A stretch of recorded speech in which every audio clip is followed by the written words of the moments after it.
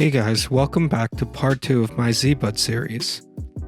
In this video, we'll use our molds from part 1 to make resin copies of the Zbutt parts. If you haven't seen part 1, make sure to go back and watch that before you watch this video. Here are some examples of the resin copies we'll be making. Once you have these copies, it doesn't really matter if you break them because you'll always have the master ready to make another copy in the future. Let's get started. Grab your molds from last time. Measure out your favorite resin. I'm using Alumilite Clear here. This is also a good time to start experimenting with colors. Always make sure to mix super thoroughly. I'm going to show you 2 ways to minimize air bubbles in your casting. One method is by using a syringe, and the other is by using toothpicks, similar to what we did in part 1. I'm going to mix in my part B of my Alumilite, and then we'll get started.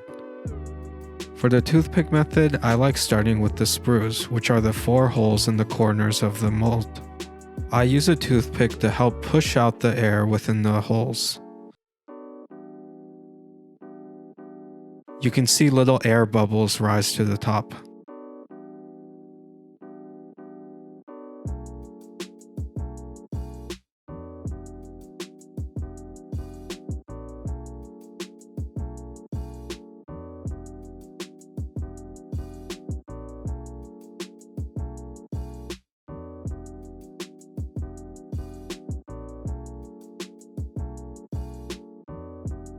Next, I like to dip my toothpick into the resin and then insert it into the stem. I do this on all 4 sides of the stem. Again, I'm trying to push out the air from the stem so that there aren't any bubbles in my final cast. Make sure you don't stab your mold because you don't want to create any holes.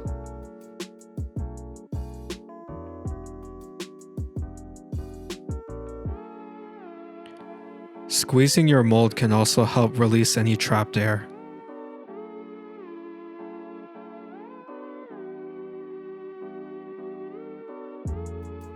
Lastly, you can pour in the rest of your resin.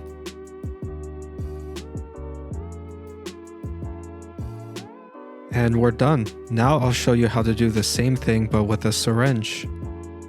I think the syringe method is a little easier and less error prone. Load up the syringe with your resin, and then insert the tip into the stem. You can then just inject resin into all 4 corners of the stem. This should push out all the air.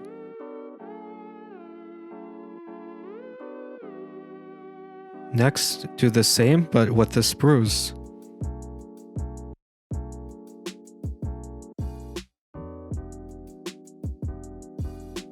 Once you inject all 4 sprues, you can just pour the rest of your resin just as before. You can also squeeze your mold again just to double check that there aren't any bubbles. Next, let's do the master base, which I think is pretty easy. Just pour in your resin and squeeze the mold again. You should see an air bubble just pop out. That's the trapped air releasing to the surface. The sculpting base should be the most straightforward. Just pour your resin into one corner and let it fill the entire thing. Lastly, we have the reservoir topper.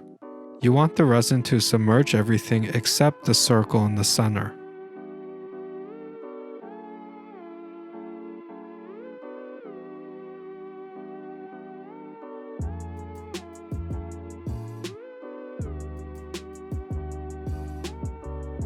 I should have stopped pouring here, but I'll show you what you can do if you end up pouring too much resin. Just take a popsicle stick and wipe across the top. This will help push out any excess resin. As long as the middle circle is visible, then you'll be fine. Now that everything's done, we can load it into the pressure pot.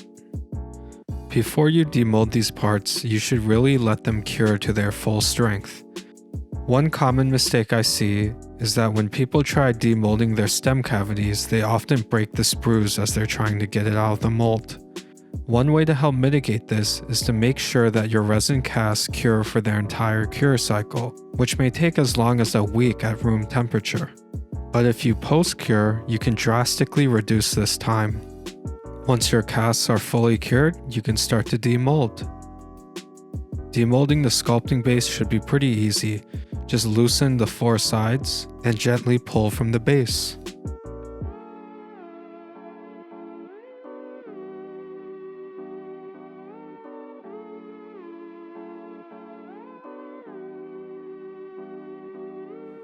Demolding the master base is pretty much the same. Just be gentle, don't destroy your molds.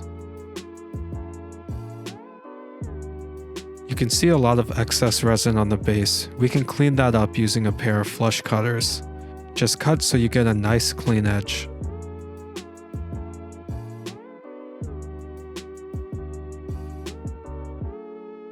Now to the more difficult part, let's demold our stem cavities. Like before, we're gonna gently loosen all 4 sides.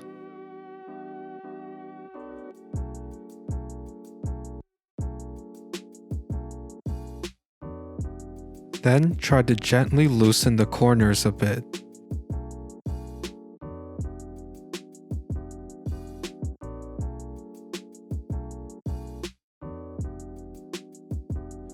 While we're at it, let's clean up some of this excess resin so it's a bit easier to get out.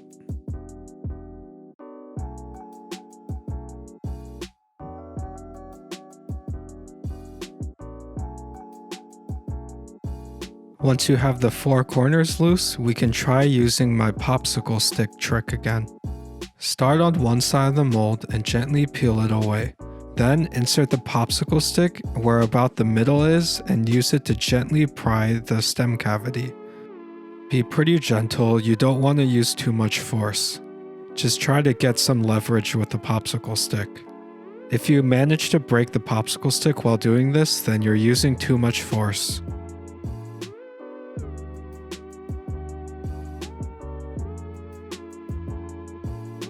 I do this to all 4 sides and I keep circling around until it loosens.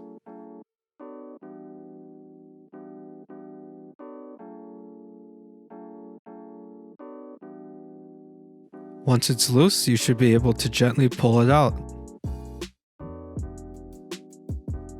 And that's pretty much it. You now have a copy of your stem cavity. Lastly, let's demold our reservoir toppers. Start by peeling away the 4 corners one by one. They should pop out pretty easily. Once all 4 corners are loose, you should just be able to pull it out from the center. And that's pretty much it. Pretty easy. Before you use it, I would take a pair of flush cutters and just clean it up a little bit too. And that's the end of part 2. Now you can make endless resin copies of all of your Zbutt parts.